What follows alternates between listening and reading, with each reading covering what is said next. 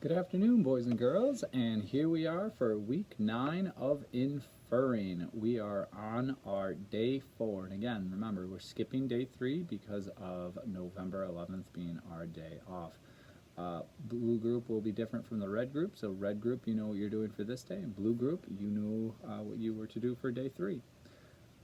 So we're going to get back to inferring a lot more today, guys, and today we're going to really start going into our text. So the first week, if you think about it, we really didn't do much reading because I wanted you guys to really get some solid stepping stones for what it really means to infer.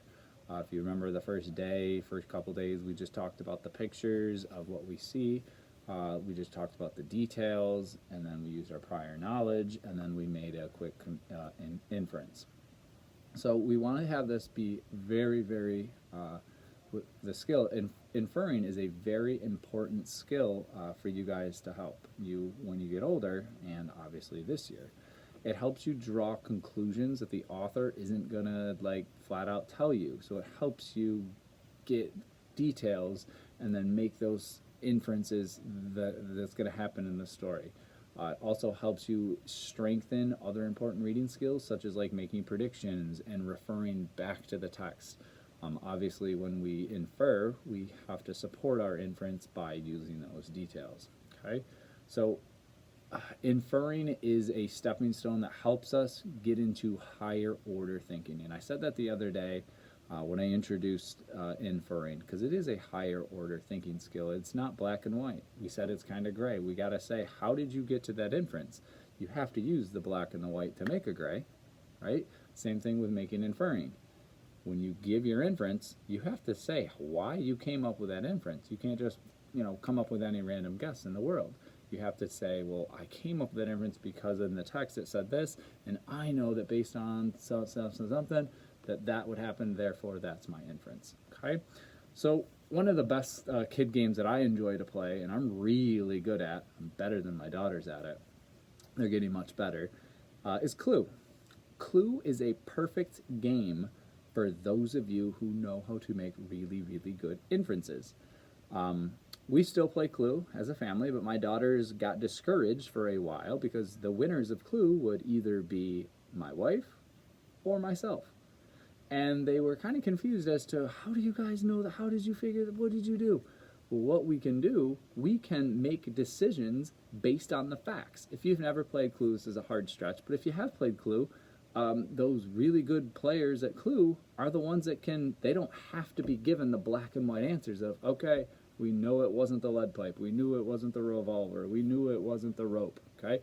They can figure out the answers as they're listening to the other people, okay? So that's why my wife and I, it's like we play with 4 of us. Ryan's too young, he doesn't play Clue yet, he's very far from making inference in. But we're showing my daughters how to play so they have a fighting chance when they play Clue. So that's a very good board game. If you've ever played it before, you've probably lost to an adult because the adults can make inferences better than the children. It has nothing to do with prior knowledge. It just, we're paying attention to what the others are saying, and in our head we go, okay, she didn't have any of those, so I know that's right, okay? So it's a very advanced skill and perfect opportunity, I think, to just think of a game that if you've all played Clue before. Oh, so our inference, I want you right now, this is a very, very basic inference, very childish. I know how easy this is. I want you to infer where and when I am right now.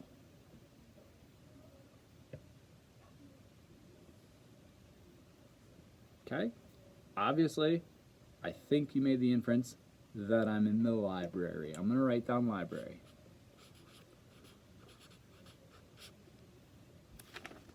Great job. Now, how did you have that? Obviously, there are books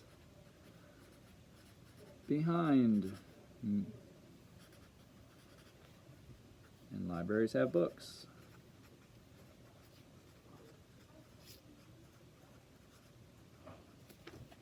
That was probably the easiest one.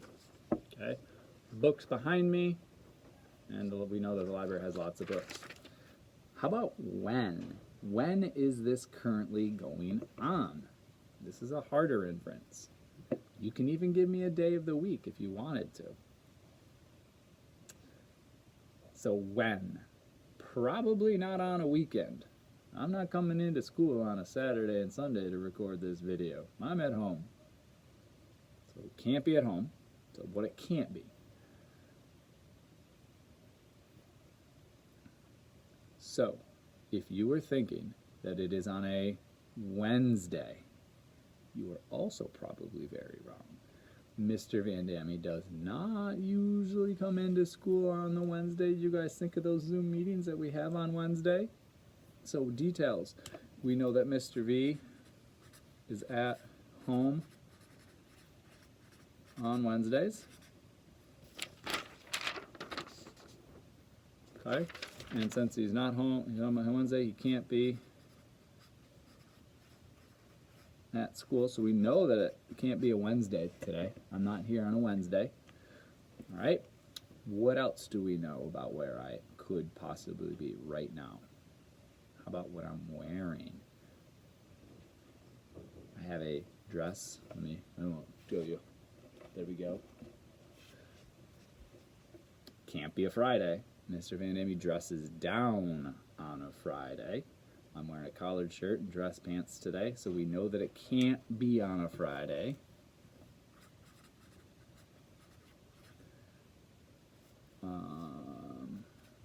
Can't be Friday.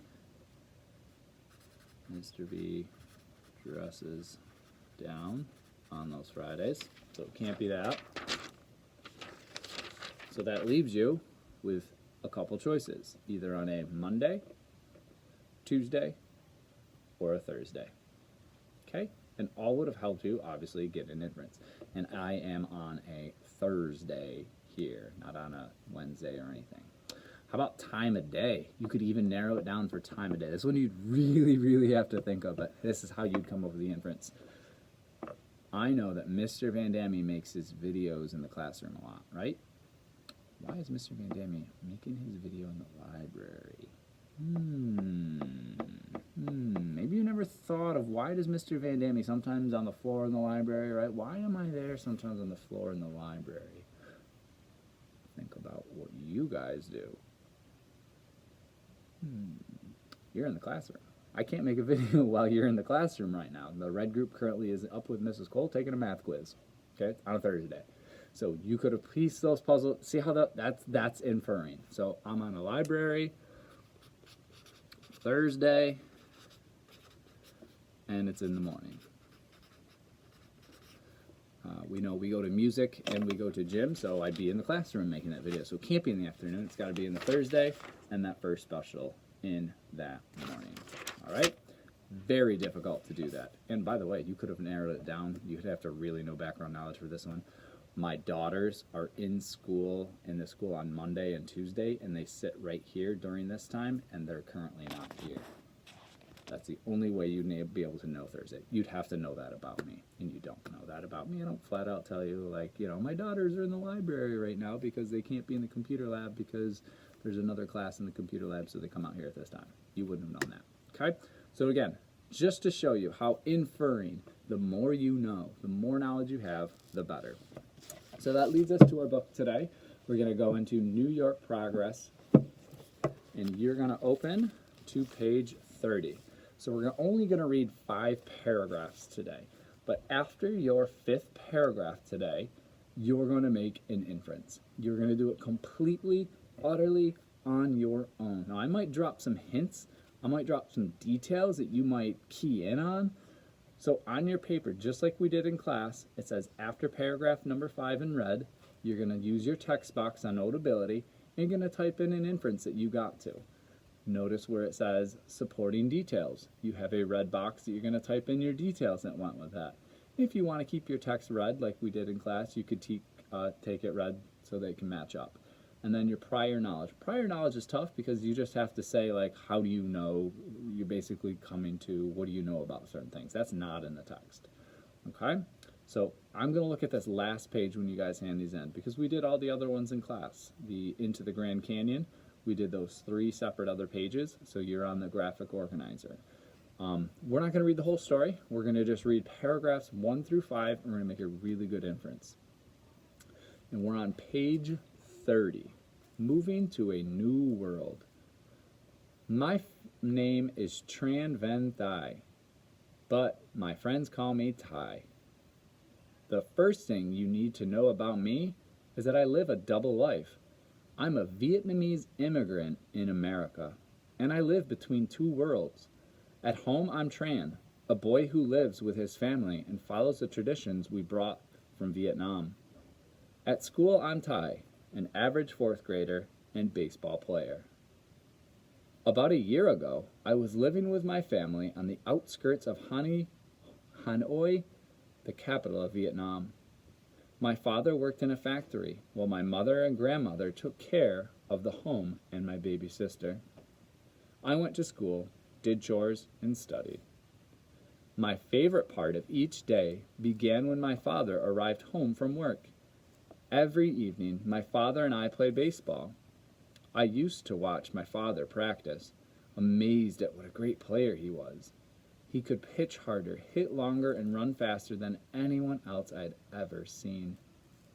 And then one day, our lives changed. Some minor league baseball players and coaches from America came to Hanoi to visit the youth baseball camps. One afternoon, my father decided to go see the players work out. He was sitting in the outfield stands watching practice when a ball landed at his feet. My father grabbed the ball and sailed it across the field, hitting home plate. One of the coaches recruited my father. Within a few months, my entire family relocated to America. My father was signed as a pitcher for the Jackson Generals, one of the Seattle Mariners minor league teams, and we moved to Tennessee. All right, stop. Do not go on any further, because I don't want you to just find out something about this character. I want you to make an inference. It could be anything that popped in your head using the details from the text from just paragraphs 1 through 5. I'm not going to give you any more. I don't want to drop a hint. I want you guys to force yourself to come up with an inference. I'm not going to even go over an answer. That's the best part of an inference. You guys might make an inference that I didn't even get to, because maybe you've never experienced, maybe I never experienced something. I never moved away, really. It's a big thing that I never did, I always stayed here. I didn't move into a different school. So if you've done that, you have a prior experience that I don't have, you might be able to make an inference that I can't do. Okay? Prior knowledge. So 1 through 5, if you need to reread it again. Again, write down the details that you wrote, write down your prior knowledge, and then poof, a simple inference. All right? We get back to tomorrow. We'll finish our story about our friend Ty. And we will make another inference. So notice that's in blue. It says after paragraph number 17. Save that for tomorrow, day 5. All right? Take care. Remember, making inferences, it's a higher order thinking skill. It is not black and white. It's not in the text. So if you're writing down, they're moving to America, that's not an inference. That's just retelling me maybe a main idea or a detail from the story. That's what I don't want. I want you to make an inference, an educated guess. It's almost like you're kind of like predicting, or you're thinking about something about this character and how, you access your prior knowledge. Take care.